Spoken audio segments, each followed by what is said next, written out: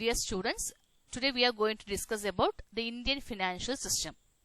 So what is financial system? A financial system is a set of institutions such as banks, insurance companies and stock exchanges that permit the exchange of funds. So financial system എന്ന് പറഞ്ഞാൽ ഒരുപാട് components ചേർന്നാണ് ഈ financial system എന്ന് പറയുന്നത്, അല്ലെങ്കിൽ ഒരു system എന്ന് പറയുന്നത്. ഇപ്പൊ നമുക്കറിയാം കമ്പ്യൂട്ടർ സിസ്റ്റം എന്ന് പറയുന്നത് ഹാർഡ്വെയർ ഉണ്ട്, സോഫ്റ്റ്വെയർ ഉണ്ട്, അല്ലെങ്കിൽ അതിനൊരു യൂസർ വേണം, അല്ലെ, ഒരു ഇന്റർഫേസ് വേണം, ഇതെല്ലാം നമുക്കറിയാം. അതുപോലെ തന്നെയാണ് ഫിനാൻഷ്യൽ സിസ്റ്റം എന്ന് പറഞ്ഞാൽ ഒരുപാട് ഫാക്ടേഴ്സ് കൂടി ചേർന്നാണ് ഈ financial system.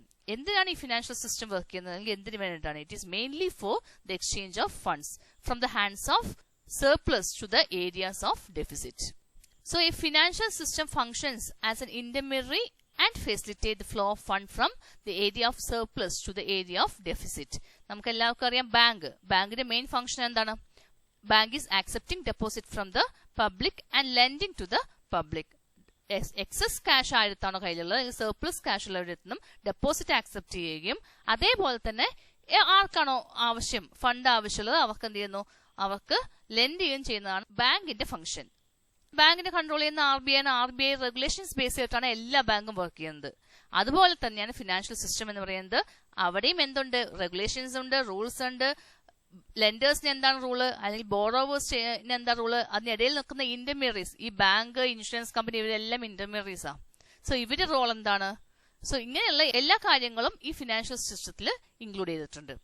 Okay, so the borrowers, lenders and investors exchange current fund to the finance project either for consumption or for productive investment.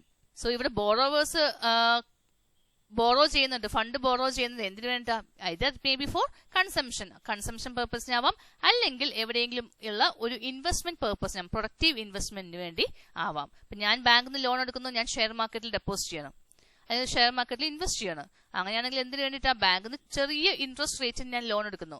അതേ എമൗണ്ട് എനിക്ക് ഷെയർ മാർക്കറ്റിൽ പ്ലേ ചെയ്യുമ്പോൾ വലിയ എമൗണ്ട് എനിക്ക് പ്രൊഡ്യൂസ് ചെയ്യാൻ പറ്റും, അല്ലെങ്കിൽ പ്രൊഡക്റ്റീവ് ഇൻവെസ്റ്റ്മെന്റ് ആയിട്ട് എനിക്ക് അതിന് മാറ്റാൻ സാധിക്കും. സോ അല്ലെങ്കിൽ എന്താണ്, ഓൺടർപ്രണേഴ്സ് എന്ത് ചെയ്യുന്നുണ്ട്? ലോൺ എടുക്കുന്നുണ്ട്. അവർ എന്തിനു വേണ്ടി? അവരും പ്രൊഡക്റ്റീവ് പർപ്പസിന് വേണ്ടി യൂസ് ചെയ്യുന്നു. നോർമലി ഇപ്പോ ഹൗസിംഗ് ലോൺ എടുക്കുന്നു, എന്തിനു വേണ്ടിയിട്ടാണ്? ഹൗസ് ബിൽഡപ്പ് ചെയ്യാൻ വേണ്ടിയിട്ടാണ് എടുക്കുന്നത്. സോ ഓരോ ആവശ്യങ്ങൾക്കും നമ്മൾ എന്ത് ചെയ്യുന്നു? എമൗണ്ട് അല്ലെങ്കിൽ ഫണ്ട് എക്സ്ചേഞ്ച് ചെയ്യുന്നുണ്ട്. And also to pursue a return on their financial asset. ഇപ്പോൾ ഒരു കാര്യത്തിന് വേണ്ടിയിട്ടല്ല നമ്മൾ ഈ ഇൻവെസ്റ്റ് ചെയ്യുന്നതും അല്ലെങ്കിൽ വിത്ഡ്രോ ചെയ്യുന്നതും അല്ലെങ്കിൽ ബോറോ ചെയ്യുന്നതും എല്ലാം പ്രൊഡക്റ്റീവ് പർപ്പസിന് വേണ്ടിയിട്ട് തന്നെയാണ്. And we are also expecting certain return from that financial asset. And the financial system also includes set of rules and practices that borrowers and lenders use to decide which project get financed, who finance the project and the terms of financial deals. So ഞാൻ മുമ്പ് പറഞ്ഞ പോലെ തന്നെ financial സിസ്റ്റത്തിൽ ഒരുപാട് regulations, rules ഉണ്ട്, practices ഉണ്ട്. ഓരോ ബോറോവേഴ്സ് എന്താ ചെയ്യേണ്ടത്, ബോറോവേഴ്സിന്റെ ലിമിറ്റ് എന്താണ്, അല്ലെങ്കിൽ ലെൻഡേഴ്സിന്റെ ലിമിറ്റ്, റൂൾസിന്റെ ലിമിറ്റ് എന്താണ്, ഇതെല്ലാ കാര്യങ്ങളും ഫിനാൻഷ്യൽ സിസ്റ്റത്തിൽ ഇംപ്ലൈഡ് ആണ്. ഓക്കെ, അത് ഓരോ സമയത്ത് അമെന്റ്മെന്റ് അനുസരിച്ച് മാറിക്കൊണ്ടേയിരിക്കുകയും ചെയ്യും. സോ എവിടെ ഇൻവെസ്റ്റ് ചെയ്യണമെന്നോ, എങ്ങനെയുള്ള ഓരോ ഫണ്ടിലും, അല്ലെങ്കിൽ ഇപ്പൊ മ്യൂച്വൽ ഫണ്ടിലാണെങ്കിലും ഷെയർസിലാണെങ്കിലും എങ്ങനെ ഇൻവെസ്റ്റ് ചെയ്യണമെന്നോ എല്ലാ ഡീറ്റെയിൽസും എവിടെ ഉണ്ടാവും? ഫിനാൻഷ്യൽ സിസ്റ്റത്തിൽ ഉണ്ടാവും. So a financial system is the set of global, regional or firm specific institutions and practices used to facilitate the exchange of fund, and it can be organized using market principles, central planning or a hybrid of both. ഇവിടെ market principles base ചെയ്തിട്ടായിരിക്കും ഒന്നുകിൽ function ചെയ്യുന്നത്, അല്ലെങ്കിൽ central planning base ചെയ്തിട്ടായിരിക്കും function ചെയ്യുന്നത്, അല്ലെങ്കിൽ രണ്ടിന്റെ കോമ്പിനേഷനും ആവാം. And the institutions within the financial system include everything from bank to stock exchange and government treasuries. ഇവിടെ ഇൻസ്റ്റിറ്റ്യൂഷൻസ് എന്ന് പറയുന്നത് ഫിനാൻഷ്യൽ സിസ്റ്റത്തിൽ ഒരു കോമ്പണന്റ് ആണ്. ആ കോമ്പണന്റ് എന്ന് പറയുന്നത് ബാങ്ക് തൊട്ട് സ്റ്റോക്ക് എക്സ്ചേഞ്ച് അല്ലെങ്കിൽ ഗവൺമെന്റ് ട്രഷറീസ് വരെ ആവാം എന്ന് പറയുന്നത്. അങ്ങനെ പറഞ്ഞാൽ നമ്മളിപ്പോ പണ്ട് പറയാറില്ലേ, ഉപ്പ് മുതൽ കൽപ്പൂരം വരെ എന്ന് പറയാറില്ലേ, അതുപോലെ തന്നെയാണ് ഇന്റർമീഡിയറീസ് ബാങ്ക് ആവാം, ഇൻഷുറൻസ് കമ്പനീസ് ആവാം, അല്ലെങ്കിൽ KSFE ഉണ്ട് അല്ലെ, സ്റ്റോക്ക് എക്സ്ചേഞ്ചസ് ആവാം, ഗവൺമെന്റ് ട്രഷറീസ് ആവാം. ഇപ്പം നമ്മൾ ടാക്സിന്റെ പേർപ്പസിനൊക്കെ വേണ്ടി വരുമ്പോൾ ഗവൺമെന്റ് സാലറി വാങ്ങുന്നവരൊക്കെ എന്ത് ചെയ്യാറുണ്ട്? അങ്ങനെയുള്ള സെക്യൂരിറ്റീസിലെല്ലാം ഇൻവെസ്റ്റ് ചെയ്യാറുണ്ട്. സോ അങ്ങനെയുള്ള സെക്യൂരിറ്റീസ് ആവാം, മ്യൂച്വൽ ഫണ്ട് ആവാം. സോ ഇതെല്ലാം എന്താണ്? ഈ ഇൻസ്റ്റിറ്റ്യൂഷൻസ് എല്ലാം ഫിനാൻഷ്യൽ ഇന്റർമീഡിയറീസ് തന്നെയാണ്. സോ അവർ വഴിയായിരിക്കും സാധാരണ ഈ ഡീലിംഗ്സ് എല്ലാം നടക്കുന്നത്. ഫിനാൻഷ്യൽ ഡീൽസ് മുഴുവൻ നടക്കുന്നത് through an proper intermediary. So ഇവിടെ ഇന്ത്യൻ ഫിനാൻഷ്യൽ സിസ്റ്റം എന്ന് പറയുന്നത് നമ്മളുടെ ഇക്കണോമിയിൽ ഫണ്ടിന്റെ ഫ്ലോസ് അത് ഇൻഫ്ലോ ആവും ഔട്ട്ഫ്ലോ ആവും അത് സ്മൂത്ത് ആയിട്ട് കണ്ടക്ട് ചെയ്യാൻ വേണ്ടി ഉള്ള ഒരു സിസ്റ്റത്തിനെയാണ് പറയുന്നത് ഫിനാൻഷ്യൽ സിസ്റ്റം എന്ന്. And the main features of Indian financial systems are it plays a vital role in the economic development of the country as it encourages both savings and investment. ഇപ്പൊ സാധാരണ മോദി സർക്കാർ കൊണ്ടുവന്ന ഒരു യോജനയുണ്ട്, പ്രധാനമന്ത്രി ജൻധൻ യോജന. സോ അത് പ്രകാരം എല്ലാവർക്കും ബാങ്ക് അക്കൗണ്ട് എന്ന് പറഞ്ഞു. അതുപോലെ എല്ലാവരും ബാങ്ക് അക്കൗണ്ട് ഓപ്പൺ ചെയ്ത് എല്ലാ ട്രാൻസാക്ഷൻസും ബാങ്ക് അക്കൗണ്ട് വഴിയാണ് വരിക എന്നുള്ള രീതിയിൽ കൺവേർഷനായി. അതിന് നോഫിൽ അക്കൗണ്ട് ഓപ്പൺ ചെയ്യാൻ പറഞ്ഞു. എല്ലാ സ്റ്റുഡൻസ് അല്ലെങ്കിൽ എല്ലാവരും എല്ലാവർക്കും ഒരു അക്കൗണ്ട് എന്നുള്ള രീതിയിൽ അത് ഡെവലപ്പായി വന്നു. പക്ഷേ ഈവൻ 99% ആളുകളും അക്കൗണ്ട് ഇപ്പോൾ ഓപ്പൺ ചെയ്തിട്ടുണ്ടെങ്കിൽ പോലും അറൌണ്ട് 30-40% മാത്രമേ എന്തുള്ളൂ ആക്റ്റീവ് ആയിട്ടുള്ള അക്കൗണ്ട് ഉള്ളൂ, അതായത് ട്രാൻസാക്ഷൻ നടക്കുള്ളൂ. ഇതിൽ മെയിൻ പേർപ്പസ് എന്ന് പറയുന്നത് എല്ലാവരുടെ കയ്യിലും എക്സസ് ക്യാഷ് ഉണ്ടാവും. പണ്ട് കാലത്തൊക്കെ നമ്മൾ എക്സസ് ക്യാഷ് നമ്മൾ വീട്ടിലെടുത്ത് വെക്കുമായിരുന്നു, അല്ലെങ്കിൽ നമ്മുടെ കയ്യിൽ വെക്കുമായിരുന്നു. ഓക്കെ, ആരും ബാങ്കിൽ കൊണ്ടിട്ടിരുന്നില്ല. പക്ഷെ ഇങ്ങനെ ഒരു സിറ്റുവേഷൻ വന്നപ്പോൾ അല്ലെങ്കിൽ ഇങ്ങനത്തെ സൗകര്യം ഡെവലപ്മെന്റ്സ് വരുംതോറും ATM കാർഡ് വന്നു, അല്ലെങ്കിൽ നെറ്റ് ബാങ്കിങ് വന്നു. ഇങ്ങനെയുള്ള സൗകര്യം വന്നതോടുകൂടി എല്ലാവരും എന്ത് ചെയ്യുന്നു, ഫണ്ട് ബാങ്കിൽ ഇൻവെസ്റ്റ് ചെയ്യുന്നു. ആൻഡ് വേണ്ട സമയത്ത് മാത്രം അവർക്ക് ആവശ്യമുള്ള എമൗണ്ട് വിഡ്രോ ചെയ്തുകൊണ്ട് വരുന്നു. സോ ഇവിടെയുള്ള ഗുണം എന്ന് പറഞ്ഞാൽ നമ്മളുടെ കയ്യിലുള്ള എക്സസ് സേവിങ്സ് ഉണ്ടല്ലോ, അതായത് ഡെഡ് മണിയാ, നമ്മുടെ കയ്യിൽ ഇരുന്നാൽ ഡെഡ് മണിയാ. സോ ആ ഡെഡ് മണി നമ്മൾ എവിടെ ഇൻവെസ്റ്റ് ചെയ്യുന്നു, പ്രൊഡക്റ്റീവ് പേർപ്പസിന് വേണ്ടി. ബാങ്കിൽ ഡെപ്പോസിറ്റ് ഇട്ടാലും ബാങ്ക് അതെന്തിനു വേണ്ടി യൂട്ടിലൈസ് ചെയ്യും, പ്രൊഡക്റ്റീവ് പേർപ്പസിന് വേണ്ടി യൂസ് ചെയ്യും. ബാങ്ക് ആ എമൗണ്ട് യൂട്ടിലൈസ് ചെയ്ത് ലെൻഡ് ചെയ്യുന്നു, അല്ലെ? അപ്പൊ ആവശ്യമുള്ളവർക്ക്, അല്ലെങ്കിൽ ഓണ്ടർപ്രണേഴ്സിനാണെങ്കിലും അല്ലെങ്കിൽ കർഷകർക്ക്, whoever be in need of that fund, okay, അവർക്ക് എന്ത് ചെയ്യുന്നു, ആ എമൗണ്ട് ലെൻഡ് ചെയ്യുന്നു. അങ്ങനെ നമുക്ക് എന്ത് ചെയ്യാം, നമ്മുടെ ആ ഡെഡ് മണി ഇഫക്റ്റീവ് ആയിട്ട് പ്രൊഡക്റ്റീവ് പേർപ്പസിന് വേണ്ടി നമുക്ക് യൂട്ടിലൈസ് ചെയ്യാൻ സാധിക്കുന്നു. And it helps in mobilising and allocation of one savings. അത് തന്നെയാണ് ഞാൻ പറഞ്ഞ പോയിന്റും. നമുക്ക് വരുന്ന അഡീഷണൽ സേവിങ്സ് നമുക്ക് എന്ത് ചെയ്യാൻ പറ്റും, അതിനെ മാക്സിമം യൂട്ടിലൈസ് ചെയ്യാൻ സാധിക്കുന്നു. നമ്മുടെ കയ്യിലുള്ള ഡെഡ് മണീനെ ഇഫക്റ്റീവ് ആയിട്ട് വേറെ ഏതെങ്കിലും പ്രൊഡക്റ്റീവ് പേർപ്പസിന് വേണ്ടി നമുക്ക് അത് അലോക്കേറ്റ് ചെയ്യാൻ സാധിക്കും. It facilitate the expansion of financial institutions and market. So ഇങ്ങനെ ഡെഡ് മണി പബ്ലിക്കലി വരുന്തോറും നമ്മളുടെ ഫിനാൻഷ്യൽ സിസ്റ്റം ഡെവലപ്പായി തുടങ്ങി നമ്മളുടെ ഇക്കണോമിക് ഡെവലപ്മെന്റും എൻഷുർ ചെയ്യാൻ സാധിക്കും. കാരണം നമുക്കിപ്പോൾ അറിയാം, പണ്ട് SBIക്ക് എത്ര ബ്രാഞ്ച് ഉണ്ടായിരുന്നു, ഇപ്പൊ SBIക്ക് എത്ര ബ്രാഞ്ച് ഉണ്ട് നോക്കിയാൽ അറിയാം നമ്മൾ എത്രത്തോളം നമ്മുടെ ഫണ്ട് ഇക്കണോമിയിൽ വന്നിട്ടുണ്ട്. ഓക്കെ, അത് മാത്രമല്ല it plays a key role in capital formation. Okay, നമ്മൾ ഡെഡ് മണി നമുക്ക് എന്ത് ചെയ്യാൻ പറ്റും, ഇഫക്റ്റീവായിട്ട് യൂട്ടിലൈസ് ചെയ്യാൻ പറ്റും. അത് യൂസ് ചെയ്ത് പ്രൊഡക്റ്റീവായിട്ട് നമുക്ക് എന്ത് ചെയ്യാൻ പറ്റും, ഇക്കണോമിയിൽ ഡെവലപ്മെന്റ് എൻഷുർ ചെയ്യാൻ സാധിക്കും. It helps form a link between the investor and the one's savings. So Indian financial system പറയുന്നത് ഒരു intermediary ആണ്. It acts as an intermediary between the person who in need of money and the person who has dead money with him. Next is it also concerned with the provision of fund. Fund നമുക്ക് available അല്ല എന്നുള്ള ഒരു concept നിന്ന് എവിടെ വേണമെങ്കിലും നമുക്ക് fund available ആണ് എന്നുള്ള രീതിയിലോട്ട് നമ്മളുടെ ഇക്കണോമിയെ കൺവേർട്ട് ചെയ്യാൻ സാധിച്ചു, ഫിനാൻഷ്യൽ ഇക്കണോമിയെ കൺവേർട്ട് ചെയ്യാൻ നമുക്ക് സാധിച്ചു. So it is concerned with the provision of fund. And the next is the functions of financial system. The first one is savings function. Savings function എന്ന് പറഞ്ഞാൽ നമുക്ക് മാക്സിമം പബ്ലിക് സേവിങ്സ് എൻഷുർ ചെയ്യാൻ പറ്റും. And it finds the way into the hands of those in production through the financial system. And it also ensure the saving habit of the public.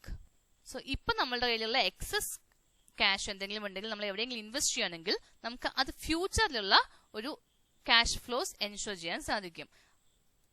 നമുക്ക് എല്ലാവർക്കും അറിയാം, 1 rupee received today is worth more than 1 rupee received tomorrow. So നാളെ കിട്ടുന്ന ഒരു amount, ഒരു രൂപ എന്ന് പറയുന്നത് ഇന്ന് കിട്ടുന്നതിനെക്കാട്ടിലും വർത്ത് ലെസ് ആണ്. സോ ഇന്ന് നമുക്ക് ആ എമൗണ്ട് നേരത്തെ കിട്ടുവാണെങ്കിൽ we can able to invest that money for some other productive purpose. അങ്ങനെ നമുക്ക് എന്ത് ചെയ്യാം, ഫ്യൂച്ചർ ഇൻകം എൻഷുർ ചെയ്യാൻ സാധിക്കും.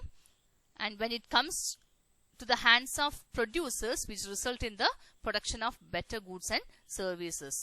And it also helpful for improving the standard of living of people in the society. ഇനി ഇങ്ങനെയുള്ള സേവിങ് എമൗണ്ട് നമ്മൾ എവിടെയും ഇൻവെസ്റ്റ് ചെയ്തില്ല എങ്കിൽ അത് ഡെഡ് മണി ആയിട്ട് നമ്മുടെ കയ്യിൽ തന്നെ ഇരിക്കുകയും ചെയ്യും.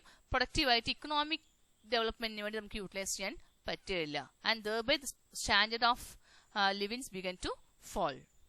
So the saving function is the important functions in Indian financial system, and the next is the liquidity function. Liquidity function എന്ന് പറഞ്ഞാൽ ഇവിടെ ലിക്വിഡിറ്റി എൻഷുർ ചെയ്യാൻ സാധിക്കും. നമ്മുടെ എക്സസ് ക്യാഷ് എവിടെയെങ്കിലും സേവ് ചെയ്തെങ്കിൽ അല്ലെങ്കിൽ എവിടെയെങ്കിലും ഇൻവെസ്റ്റ് ചെയ്യുകയാണെങ്കിൽ നമുക്ക് എന്ത് ചെയ്യാം, മാർക്കറ്റിൽ നമ്മുടെ മാർക്കറ്റ് ഫ്ലക്ച്വേഷൻ ബേസ് ചെയ്ത് നമുക്ക് എപ്പോൾ വേണമെങ്കിലും നമ്മൾ ഇൻവെസ്റ്റ് ചെയ്ത ഫണ്ട് വിഡ്രോ ചെയ്യാൻ സാധിക്കും. It ensure liquidity even though it has a greater level of risk. സാധാരണ നമ്മൾ പറയും എവിടെയെങ്കിലും ഇൻവെസ്റ്റ് ചെയ്യുമ്പോൾ ഫിക്സഡ് ഡെപ്പോസിറ്റ് ഇട്ടു. ഫിക്സഡ് ഡെപ്പോസിറ്റ് ഇടുമ്പോൾ 10 വർഷം അല്ലെങ്കിൽ 5 വർഷത്തേക്ക് ഡെപ്പോസിറ്റ് ഇടുവാണെങ്കിൽ അത് കഴിയുമ്പോൾ നമുക്കത് വിഡ്രോ ചെയ്യാൻ സാധിക്കുള്ളൂ. അല്ലെങ്കിൽ നമുക്ക് എന്ത് ചെയ്യാം, അതൊന്ന് ലോൺ എടുക്കാം. ഓക്കെ, ഇപ്പൊ 10 വർഷത്തേക്ക് ഞാൻ ഇൻവെസ്റ്റ് ചെയ്തു എന്ന് പറഞ്ഞുകൊണ്ട് എനിക്കത് എടുക്കാൻ പറ്റില്ല എന്നില്ല. പക്ഷെ അതിൽ എനിക്ക് എൻഷുർ ചെയ്യാവുന്ന എന്താ, എനിക്കതെന്ന് വേണമെങ്കിൽ ലോൺ എടുക്കാം. പക്ഷെ ഇങ്ങനെ ഫിക്സഡ് ഡെപ്പോസിറ്റ് ചെയ്യുന്നതുകൊണ്ടുള്ള അഡ്വാൻറ്റേജ് എന്താണ്, എനിക്കൊരു ഫിക്സഡ് ഇൻട്രസ്റ്റ് റേറ്റ് അതിൽ കിട്ടുന്നുണ്ട്. സോ 10 വർഷം കഴിയുമ്പോഴേക്കും ഇപ്പൊ ഉള്ള എമൗണ്ട് എന്തായാലും പ്ലസ് ഇൻട്രസ്റ്റ് വരുമ്പോഴും അത് ഇൻക്രീസ് ചെയ്തിട്ടുണ്ടാവും. സോ അവിടെ എനിക്കൊരു ഫ്യൂച്ചർ ഏർണിങ്സ് എൻഷുർ ചെയ്യാൻ സാധിക്കും. ഇനി വേറൊരു കോൺസെപ്റ്റിൽ പറയുകയാണെങ്കിൽ ഈ ഒരു ഇൻവെസ്റ്റ് ചെയ്ത എമൗണ്ട് വേറെ പ്രൊഡക്റ്റീവ് പേർപ്പസിന് വേണ്ടി യൂട്ടിലൈസ് ചെയ്യാനും സാധിക്കും. സോ അവിടെ റിസ്ക്കും ലിക്വിഡിറ്റിയും കോൺസൈഡ് ആയിട്ട് വരുന്നുണ്ട്. സോ അങ്ങനെ മാക്സിമം എത്തോളം റിസ്ക് എടുക്കുന്നു അതനുസരിച്ച് നമുക്ക് റിട്ടേൺ ഇൻക്രീസ് ചെയ്യാനും സാധിക്കും. Next is the payment function. So the financial system offers a very convenient mode of payment for goods and services. So ഇപ്പോൾ നമുക്കറിയാം ക്രെഡിറ്റ് കാർഡ് യൂസ് ചെയ്യുന്നുണ്ട്, ഡെബിറ്റ് കാർഡ് യൂസ് ചെയ്യുന്നുണ്ട്, net banking system use ചെയ്യുന്നുണ്ട്. ഇങ്ങനെയൊക്കെ നമുക്ക് എന്ത് ചെയ്യാം, നമ്മളുടെ പേയ്മെന്റ് ഫംഗ്ഷൻ ഈസിയാക്കാൻ സാധിക്കും. And next is the risk function.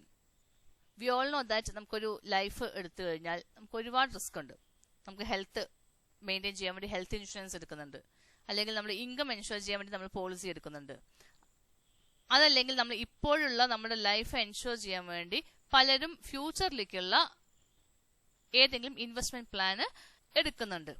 So it helps the investors to hedge against or to reduce the possible risk involve in various instruments. So ഇവിടെ ഒരുപാട് risk instruments, ഇപ്പൊ ഞാൻ ഷെയറിൽ ഇൻവെസ്റ്റ് ചെയ്യുന്നു, നമുക്ക് ഒരുപാട് അറിയാം ഇപ്പോ ബാങ്കിന്റെ എല്ലാം ഷെയർസ് ഡൗൺ ആയി വരുവാണ്, പക്ഷെ ഇനി ഇംപ്രൂവ് ആവും എന്ന് ഒരു പ്രൊഡിക്ഷൻ ഉണ്ട്. അത് റിസർച്ചേഴ്സിന്റെ പ്രൊഡിക്ഷൻ ആണ്. ആ ബേസ് ചെയ്തിട്ട് നമ്മൾ എന്ത് ചെയ്യുന്നു, സപ്പോസ് ഞാനൊരു എമൗണ്ട് ഫെഡറൽ ബാങ്കിൽ ഇൻവെസ്റ്റ് ചെയ്യുന്നു. ഇപ്പൊ അതിന്റെ റേറ്റ് 84 rupees ആണ്. And it is assumed that it will increase to 110 or 120 in the near future. പക്ഷെ അതെന്റെ എക്സ്പെക്ടേഷൻ മാത്രമാണ്, അവിടെ ഹെവി റിസ്ക് ഉണ്ട്. സോ ഇങ്ങനെ ഷെയർ മാർക്കറ്റിൽ പ്ലേ ചെയ്യാന്നുള്ളത് ഒരു റിസ്ക് ഫാക്ടർ തന്നെയാണ്. അതല്ലാതെ ഇപ്പൊ ബാങ്കിൽ ഇൻവെസ്റ്റ് ചെയ്യുന്നു, അല്ലെങ്കിൽ ലൈഫ് ഇൻഷുറൻസ് എടുക്കുന്നു, അല്ലെങ്കിൽ മ്യൂച്വൽ ഫണ്ടിൽ ഇൻവെസ്റ്റ് ചെയ്യുന്നു, ഇതെല്ലാം എന്താണ്, നമുക്ക് സേഫ് ആയിട്ടുള്ള സോണിൽ പ്ലേ ചെയ്യാൻ പറ്റുന്നതാണ്. സോ നമുക്ക് എന്തെങ്കിലും എക്സസ് ക്യാഷ് നമ്മുടെ കയ്യിലുണ്ടെങ്കിൽ അല്ലെങ്കിൽ സർപ്ലസ് ക്യാഷ് ഉണ്ടെങ്കിൽ നമുക്ക് ഇൻവെസ്റ്റ് ചെയ്യുമ്പോൾ നമ്മുടെ അത്രയും റിസ്ക് ഫ്യൂച്ചറിൽ വരാവുന്ന നമ്മുടെ റിസ്ക് മാക്സിമം നമുക്ക് റെഡ്യൂസ് ചെയ്യാൻ സാധിക്കും. And the next one is policy function. This is the last function of financial system.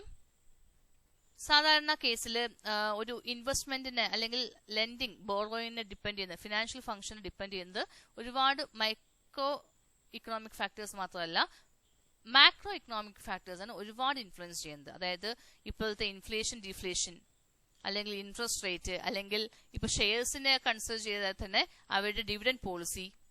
So ഇങ്ങനെയുള്ള ഒരുപാട് ഫാക്ടേഴ്സ് അതിന്റെ ഇൻവെസ്റ്റ്മെന്റിനെ അഫക്ട് ചെയ്യുന്നുണ്ട്.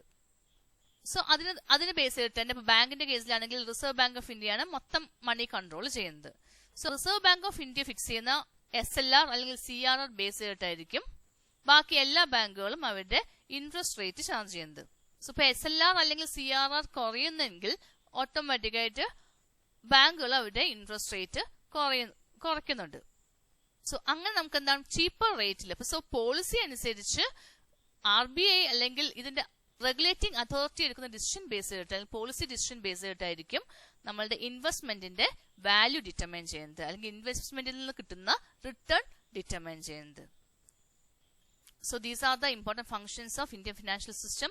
First is the saving function, liquidity function, payment function, risk function, and policy function. Hope all of you understand the Indian financial system or the financial system. Thank you. Thanks a lot.